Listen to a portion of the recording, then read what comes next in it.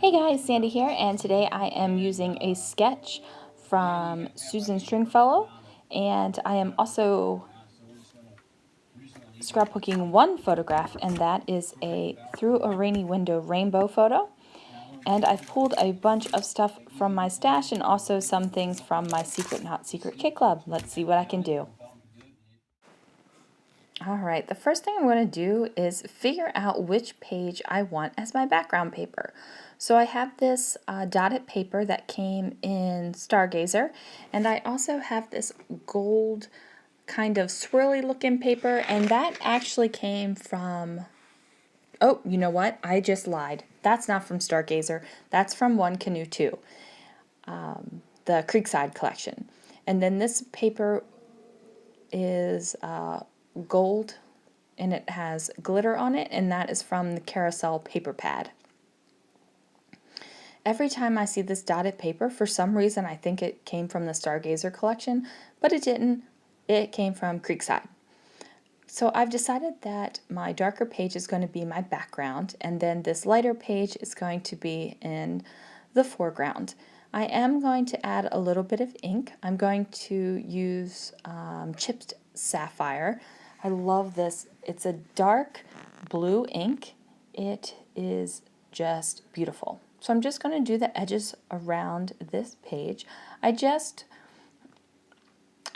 want the contrast between the light paper and the dark paper, but I want something there just to soften it a little bit, if that makes sense. And this little blue edge does that for me, because I have the navy blue in the background and then the navy blue on the edge of this paper. And instead of being so jarring, it kind of seamlessly folds in. At least to me it does. So now I'm doing my photo, and this is definitely a through a rainy window photograph of a full rainbow that we had seen while we were driving down the road. And I do have to say that I have seen more rainbows living here in California in the past couple years than I probably had in the past 10 years back in Maryland. So that was kind of exciting. It's always exciting to see a rainbow. It's super exciting when you see a full rainbow. Even though my photograph didn't truly capture the fullness of the rainbow, you can definitely look at it and just know that it is a full rainbow. So I've pulled out a bunch of these 6x6 papers that I have, and most of the time when I have a 6x6 paper pad, what I do is pull it out. Like, I undo it, I group the like patterns together, so that pinky peach floral, if I had two sheets of it, it would be together, the blue would be together, and I just put it in this little tin that I have. Now, that is great for me because if I need more than one sheet of a certain paper, it's right there. Not so great for me when I'm trying to remember what paper pad it came from. It also takes up less storage space because I've taken off the front and the back covers. So, unfortunately, I don't know what all these paper pads are. I do know that that floral came from like a best of basic gray or basic gray mix it up or something like that. But other than that, I have no idea what they came from, except that it came from my stash. So there is that. Now what I'm doing here is just putting a little extra layer on here behind my photo. So the pink cardstock that I'm at the photo on really blends into that pinkish floral background paper. So I wanted it to have some sort of layer between it, some sort of definition, and I did that with that orangey 6x6 paper pad. And these are kind of what I call really neat wonky layers. So the only layer that actually goes all the way around the photo is that cardstock. Everything else is just hanging off of one edge or the other, but they're definitely straight layers. They aren't kind of like messy, like if you would have your papers kind of on your table and you're just kind of gathering them up a little bit. So they're wonky but straight, I guess. What I'm doing here is taking these Vicki Boutin watercolor stickers, and I'm using my Distress inks on them. I started off with spun sugar, and then I am adding a little bit of wild honey, and then on top of that I'm going to add some worn lipstick just to get that peachy color. If I had a peachier Distress ink, it probably would have worked, but you know, you use what you use. Now this is one layout where it's kind of weird. Oh, that's my Valentine's Day Little Debbie cake. Sorry about that. I thought I had taken out all the little... I had nuts too at my desk and I took that out. Okay, so I'm using my old Creative Memories circle cutting system, and I'm just going to use that to cut out this cloud paper. Now, I actually have a Creative Memories mat that I usually use, but I figured this mat is self-healing as well, and I didn't feel like go digging out the other mat, so I just did it up here in the corner. And I'm going to go ahead and cut another piece of a circle for the second area that has that circle on it from the sketch. Now, I had pulled out these wood veneers, and they are clouds with raindrops on them, and I do believe that they came from Freckled Fawn. And then I'm going to mix it up, and I'm going to add in some florals and I believe some hearts. It's kind of crazy because I'm kind of losing my, I don't know.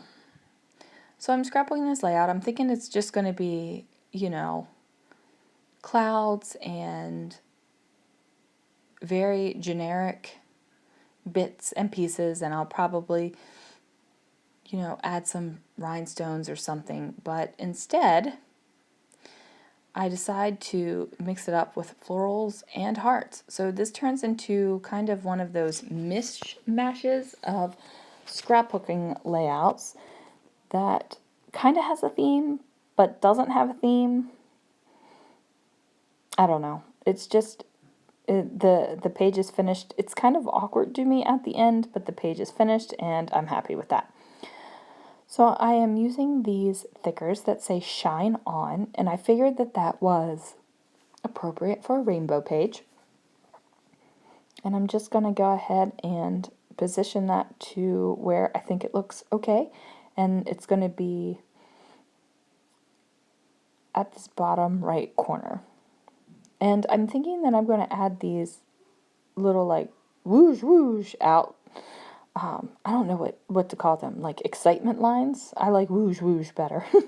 So I'm thinking I'm going to add these, but then it's way too much. There's just way too much glitter going on right there. And I'm like, no, no, no, no, no. So I pull those off and they're going back on the thicker packaging.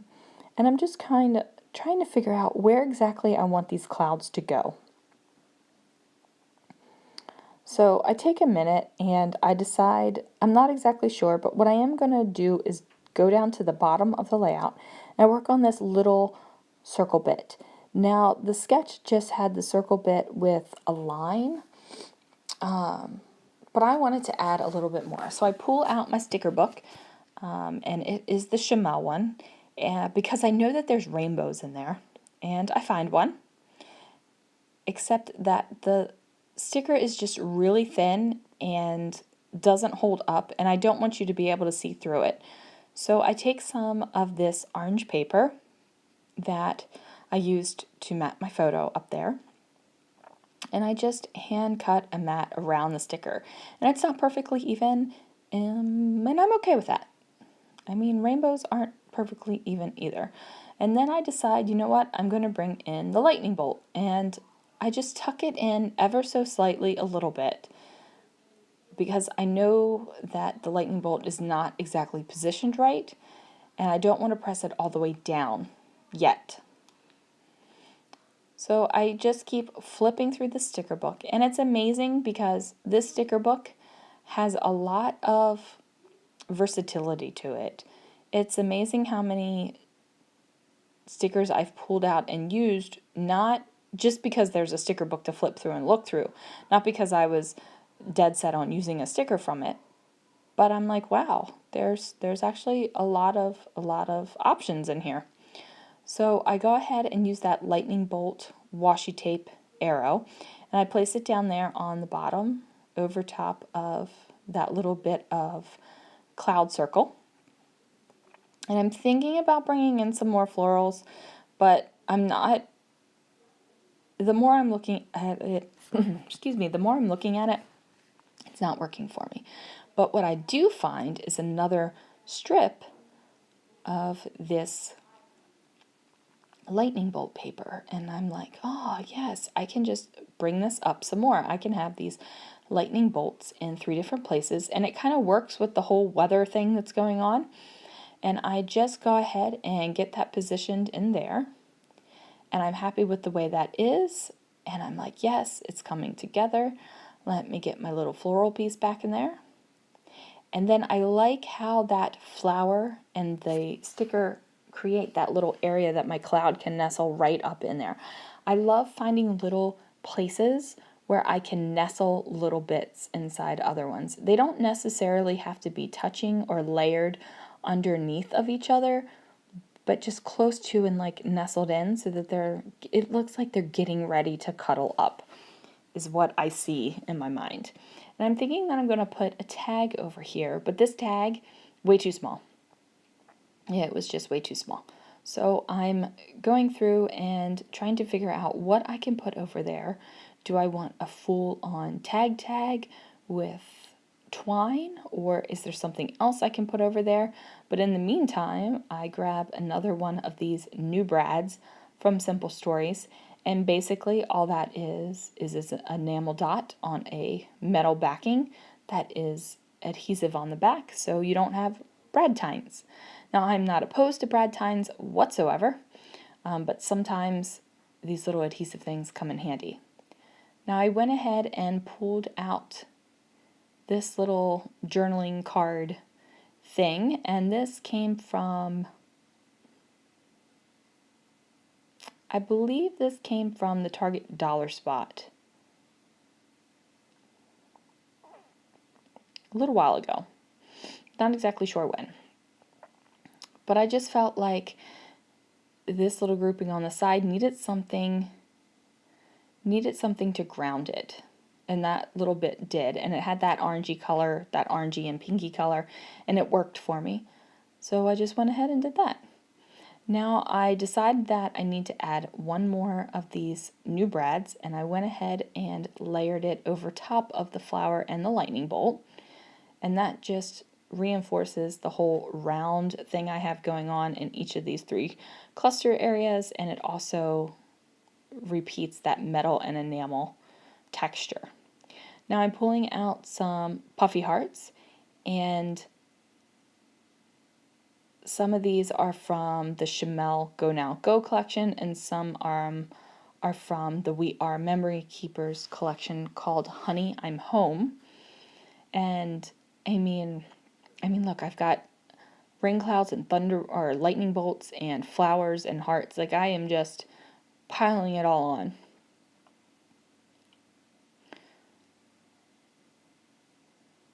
All right, so I just get some of this stuff just finished up, and I'm liking it.